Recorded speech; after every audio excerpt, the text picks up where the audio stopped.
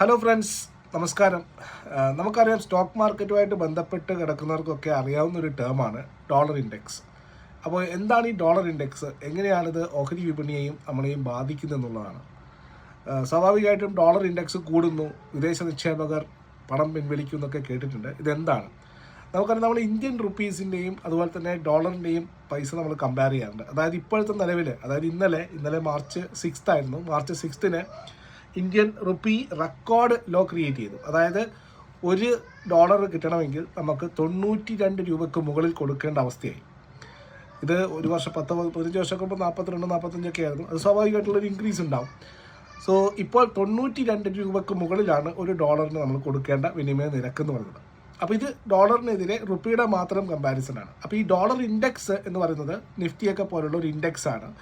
ഡോളറിനെതിരെ 6 രാജ്യങ്ങളുടെ കറൻസി, അവരുടെ വിനിമയ നിരക്ക് കമ്പയർ സൃഷ്ടിച്ചിട്ടുള്ള ഒരു ഇൻഡെക്സ് ആണിത്. അതിൽ പ്രധാനമായിട്ടും വരുന്നത് യൂറോ ആണ്. യൂറോപ്പിൻ്റെ കറൻസി ആയിട്ടുള്ള യൂറോ, അതുപോലെ തന്നെ ജാപ്പാനീസിൻ്റെ യെൻ, ജപ്പാൻ്റെ യെന്ന്, ബ്രിട്ടീഷിൻ്റെ പൗണ്ട്, കാനഡയുടെ ഡോളർ, സ്വീഡിഷ് ക്രോണ, അതുപോലെ തന്നെ സ്വിസ് ഫ്രാൻസ്. ഇത്രയും 6 രാജ്യങ്ങളുടെ കറൻസിയും അതും ഡോളറിൻ്റെ കറൻസിയുമായിട്ടുള്ള കമ്പാരിസണിൽ സൃഷ്ടിക്കപ്പെട്ടിരിക്കുന്ന ഒരു ഇൻഡെക്സ് ആണ് ഡോളർ ഇൻഡെക്സ് എന്ന് പറയുന്നത്. സിംപ്ലി ഡോളർ ഇൻഡെക്സ് 100 മുകളിൽ പോയി കഴിഞ്ഞാൽ ഡോളർ വളരെ ശക്തമാകുന്നു എന്നുള്ളതാണ്. ഡോളർ ഇൻഡെക്സ് 100 താഴെയാണെങ്കിൽ ഡോളർ വീക്ക് ആണെന്നാണ് അർത്ഥം. ഈ യുദ്ധം തുടങ്ങുന്നതിന് മുമ്പ് 7 ദിവസം മുമ്പേ ഡോളർ ഇൻഡെക്സ് 92-93 ഇപ്പോൾ ഇന്നലെ ക്ലോസ് ചെയ്തിരിക്കുന്നത് 98-ലാണ്. 98.85 ഡോളർ ഇൻഡെക്സ് ക്ലോസ് ചെയ്തിരിക്കുന്നത്. അതായത് കൂടിക്കൊണ്ടിരിക്കുകയാണ്, ഡോളർ ശക്തമായിക്കൊണ്ടിരിക്കുകയാണ്. അപ്പോൾ ഇത് കൂടിക്കൊണ്ടിരിക്കുമ്പോൾ എന്താ സംഭവിക്കുന്നത് വെച്ച് കഴിഞ്ഞാൽ, അതായത് നമ്മൾ ഇന്ത്യയുടെ പ്രോസ്പെക്റ്റീവ് എടുക്കാം.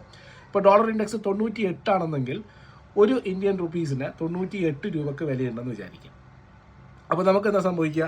നമ്മൾ ക്രൂഡ് ഇമ്പോർട്ട് ചെയ്യുന്ന സമയത്ത് നമ്മുടെ $1 കിട്ടണമെങ്കിൽ 98 ഇന്ത്യൻ റുപ്പീസ് കൊടുക്കണം. അതായത് കൂടുതൽ പൈസ കൊടുത്താൽ മാത്രമാണ് നമുക്ക് ഡോളർ കിട്ടുള്ളൂ. ആ ഡോളർ വെച്ചിട്ട് മാത്രമേ നമുക്ക് എണ്ണ വാങ്ങാൻ പറ്റുള്ളൂ. അതായത് നമ്മളെ ഇമ്പോർട്ട് ബില്ല് കൂടിക്കൊണ്ടിരിക്കും. ഇനി ആലോചിച്ച് നോക്കിയാൽ 108, 109 ഒക്കെ ആയിക്കഴിഞ്ഞാൽ $1 കിട്ടണമെങ്കിൽ 108 രൂപ കൊടുക്കേണ്ട അവസ്ഥ വരും.